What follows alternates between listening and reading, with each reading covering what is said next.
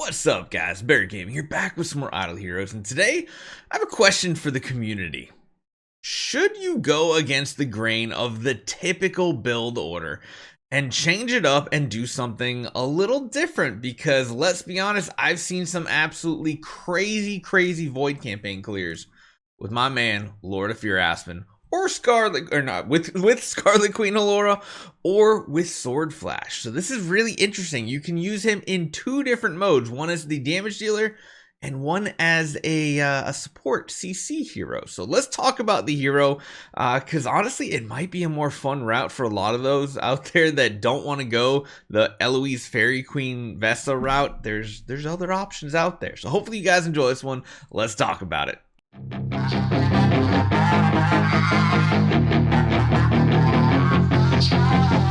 So let's talk about this. One thing that is on everybody's mind nowadays is Void campaign, especially getting through the very first chapter. You unlock, of course, all the different Cloud Island materials, and then you can start acquiring additional Stellar Shards when you clear 1-7-10. Now, pushing even further is really important because even getting past 2-1-10 gets you the X level features, and then, of course, 2-3 gets you the Stone Boost. Those are a little harder to come by.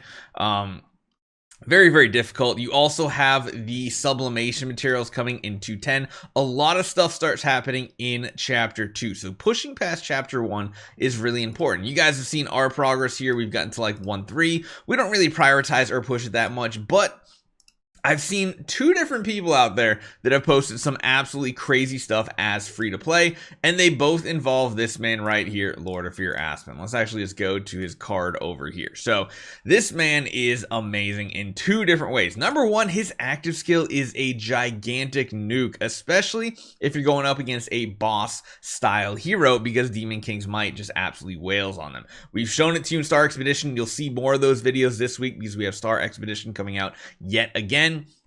But he can do an absolute ton of damage while also fearing the enemies, so you're taking less damage. So twofold, I've seen him as a crazy damage dealer, just going absolutely nuts on the enemies. I've seen him use Antler's Cane. I've seen him use Melodic Strings. You can kind of use whatever you want on this hero and still be very flexible, because let's be honest, the first chapter down here is not difficult to outspeed the enemy, so you don't have to worry about building like an AMB or something like that, or making him use a Rue Receptor or something like that. It's just not necessary for him to really strive. I mean, his basic attack is amazing. He heals and everything when he fears an enemy.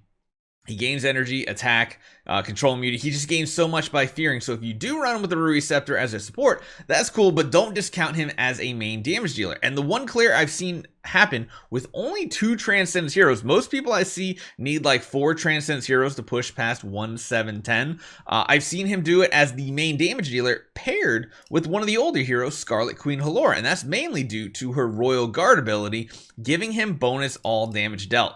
Now, of course, the final version of Royal Guard gives 20%.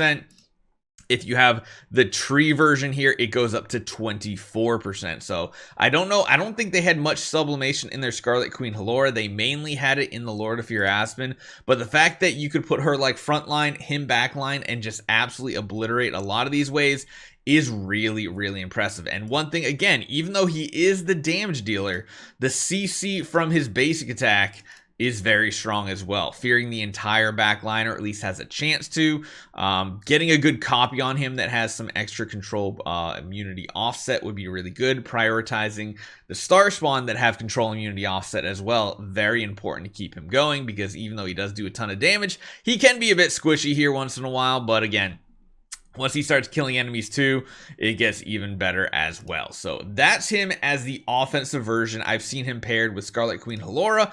And again, Scarlet Queen Halora is a pretty good pickup too, because she's one of the easiest Transcendence heroes to get to Sealand 25. She does it with just like an Ignis, essentially. You put one 9-star Ignis and an E5 Ignis with her, you'll pretty much clear out Sealand 25 very easy, which will be a very good checkpoint. Even though it does go up to 30 nowadays, 25 is a nice solid checkpoint. The difficulty of 26 really ramps up, and if you're on an earlier game account, you might not be able to get past it. So what's the other version I've seen? Well, the other version I've seen has gone back all the way to still, like I said, Sword Flash Xia in the early game is still one of the best heroes in the game. Probably still better than Machman and Vulcan because you have very little resources to invest in these heroes. She does crazy things, especially when combined with her ability to just, you know, like, just completely dodge skills. 100% chance to dodge skills. It just is absolutely crazy. Plus, she does so much armor ignoring damage, which is essentially just like holy damage, which is nuts. And her active still packs a punch for single target, which then transforms into gigantic AoE attacks when she does have layers of that impeccable flow. So lots of cool things still coming out from her. She can do a lot, and her survivability is absolutely disgusting because of that 100% dodge chance right here. It just gets absolutely crazy. So using her as your main damage dealer, you're not going to want to run your Lord of Fear Aspen as a damage dealer per se. You're going to want to run him more with, like I was talking about before, with a Rui Scepter, because of course your main goal here is this basic attack. Run Rui Scepter very fast before anybody goes. Base attack targets back row enemies, dealing 800% attack damage and reduces their control immunity by 15% for 3 rounds with a 70% chance to inflict Fear Abyssal Gaze. So you're going to want to make sure you get him up to like V4 still, even though he's your second Transcendence hero. You're going to want to invest pretty much everything into the main hero, Sword Flash, and then all of her tenants, giving them as many V4s as possible, which can be a little tricky if you're putting a lot into Lord of Fear Aspen as well. Or you could just try running him without V4. He should still have the speed for it, although losing out on this 100 speed node kind of sucks. But the important part is his basic attack, fearing the enemy. And basically what's that doing? That's basically just buying time for Sword Flash to ramp up, because as you guys all know, these stacks of sharpness, they stack up, they keep going. They don't just disappear or don't cap at 1. You can have like 10 layers of this, and if she's not getting hit because everybody's feared, that means when Lord of Fear Aspen finally does die, or they're not feared, she'll have one of these Presence of Mind sharpness stacks that just is absolutely amazing. And these are the 2 different versions I've seen clear past 1-7-10, because again, like I said, this is a very important chapter to pass up. Once you get like 3 to 4 extra Transcendence heroes, you can now start pushing through chapter 2, which is where all the spicy stuff is, including a ton of raw stats. X levels, again, tons of raw stats. Just getting every one of your heroes that you use up to X20 is a nice boost in damage, as well as your tenants, because of course focusing on your Cloud Island is really good.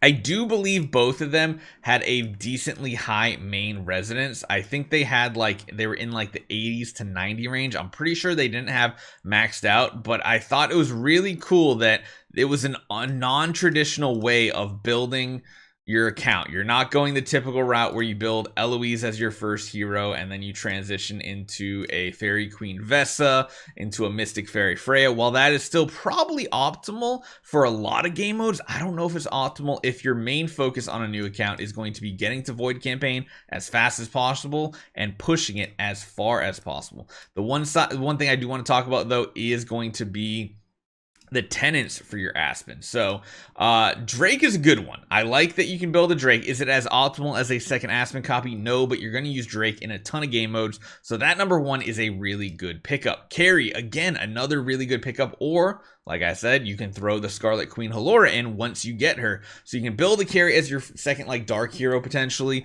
and then transition over to the Scarlet Queen Halora when you get her second, and that's going to give him a ton of extra stats boosted up. Amun-Ra is going to help out with Sealand stuff if you do build the Lord of Fear Aspen first in the Scarlet Queen route. And then the last one here, it's not the best. The Machman is the only one that's like an awkward pick because you're not going to use him anywhere. But overall, they're not bad tenant spots. And then, of course, we talk about the main hero for the second version of this, that Scarlet Queen Halora.